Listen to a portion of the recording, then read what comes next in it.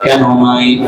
রাত্রি গভীর হয়ে গেল, সমস্ত পশু পাখিরা ঘুমায়, সমস্ত মাখলুকাত গুলা আরামের বিছানায় ঘুমায়া আছে। এই রাত্রিবেলায় জুতা পরিধান না করিয়া খালি পায়ে কেন আসছো বলো? তোমার কি জুতা কেনার মতো সামর্থ্য নাই, নাকি তোমার জুতাই নেই বলো? হযরত আবু বকর বলে, আমার আল্লাহ আমার জুতা কেনার মতো সামর্থ্য দিয়েছিল।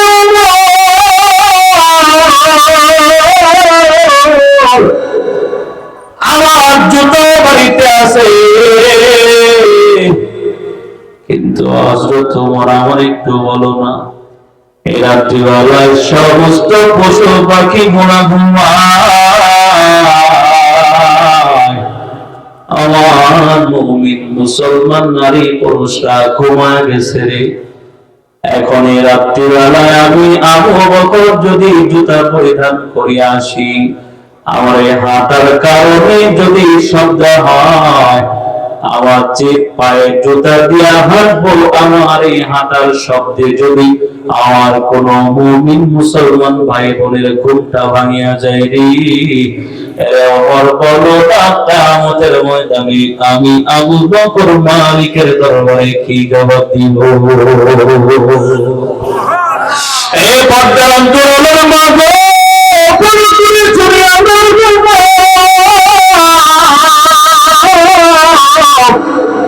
এই পৃথিবীর ভিতরে আপনারা নারী হিসেবে আগমন করেছেন গো।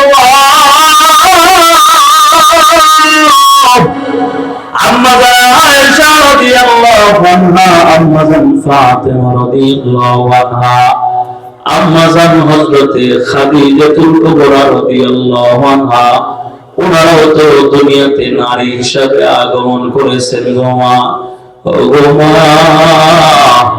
একটু তাকায় দেখেন না, তাদের জীবনীটা একটু পড়ে দেখেন না। আপনাদের জীবনী যদি সাহাবীরা নারীদের মতো উন্নত জীবনী করতে পারে, আমার আল্লাহ যারা দেয় রে, আমার উম্মতের নারীগুলা কোনো চিন্তা নাই, কোনো চিন্তা নাই। কবরের ভিতরে আয়, আমি আল্লাহ তোর কবর জান্নাতুল ফিরদাউস বানায় দিতে দেরি করব না। এই জন্য আমার নবী বলে, বর্তমানে যুগে মা বোনদের ওই আগের যুগের নারী সাহাবীদের মতো কষ্ট করা লাগবে না। আগের যুগের নারী সাহাবীদের মতো আপনাদের বর্তমান সময়ে মা বোনদের তেমন কষ্ট করা লাগবে না। নবী বলে, ওই যে হযরতে সুমাইয়া রাদিয়াল্লাহু আনহার মতো জীবন দেওয়া লাগবে না, যুদ্ধে দেওয়া লাগবে না। নবী বলে, বর্তমান সময়ে মা বোনেরা যদি নিজেদের জীবনের ভিতরে 4টা গুণ উপস্থাপন করতে পারে, এই 4টা গুণ যদি কোনো নারীর ভিতরে থেকে যায়, তো আমার আল্লাহ ওই নারীর জন্য জান্নাতের একটা দরজা খুলে দিবে। কয়টা কাজ আমার নবী জানায় দেন। قال رسول الله صلى الله عليه وسلم المرأة إذا صلت خمسها وصومت شهرها وحفظت فرجها وأطاعت بعلها فلتدخل من أي أبواب الجنة شاء।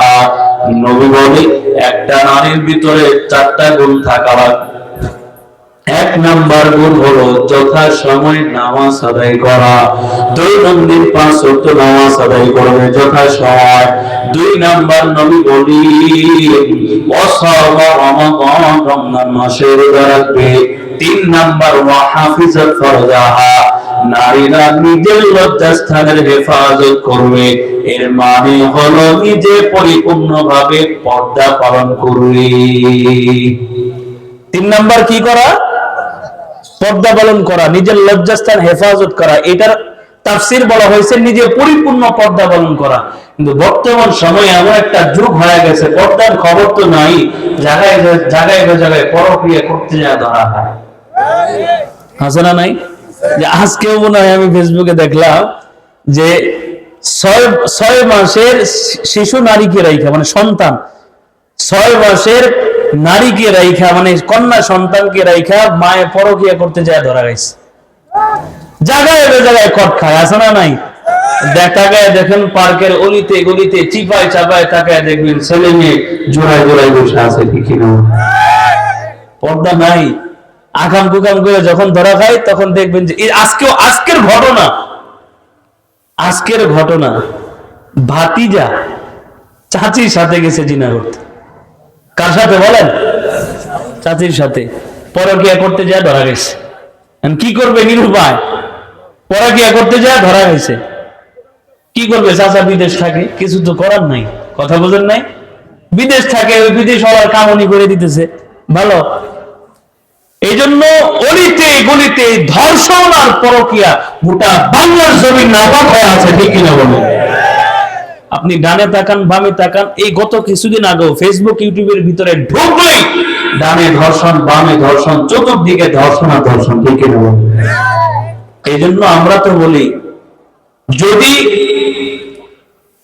1 মাসের জন্য এই বাংলাদেশে কোরআন এবং সুন্নাহর আইন বাস্তবায়ন করে দেখেন, গোটা বাংলার জমিন পবিত্র জমিন হয়ে যাবে, ঠিক কিনা বলেন? ধর্ষকের চিহ্ন পর্যন্ত থাকবে না। এই জন্য আমার একটা স্পষ্ট ভাষায় হুঙ্কার করে বলতে চাই, এই রংপুরের পবিত্র মাটির ভিতরে যদি বাংলার জমিনের আনাচে কানাচে গোটা বাংলার জমিনের সমস্ত ধর্ষককে ফাঁসি দেওয়া লাগবে না, এই রংপুরের মাটির ভিতরে প্রকাশ্যে তাওহীদি জনতার সামনে, মুসলমান জনতার সামনে একটা ধর্ষণকারীকে ধরে যদি প্রকাশ্যে ফাঁসি দেওয়া যেত, গোটা বাংলার জমিন থেকে তেমন ধর্ষকগুলা রাজকোটা পালা যাইত, ঠিক কিনা বলেন? সবগুলা পালায়া যাইত। কিন্তু আইন এবং কোরআনী শাসনের দুর্বলতা আমাদের দেশে। যদি সত্যিকারে কোরআন এবং হাদিসের আইন বাস্তবায়ন হতো, পবিত্র হয়ে যাইত বাংলার জমিন।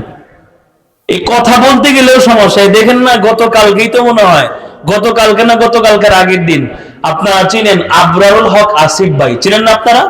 এত ভাইরাল বক্তা আবরারুল হক আসিফ মাহফিলের ভিতরে, স্টেজের ভিতরে বয়ান করার সময় শুধু এতটুকু বলছে যে আমরা কোরআনী শাসন চাই। এই কথা বলাতে স্টেজের ভিতরে গ্যাঞ্জাম লাগাই দিছে গ্যাঞ্জাম। দেখেন নাই আপনারা ভিডিওটা? এটা তো ভাইরাল হয়ে গেছে, দেখেন নাই আপনারা?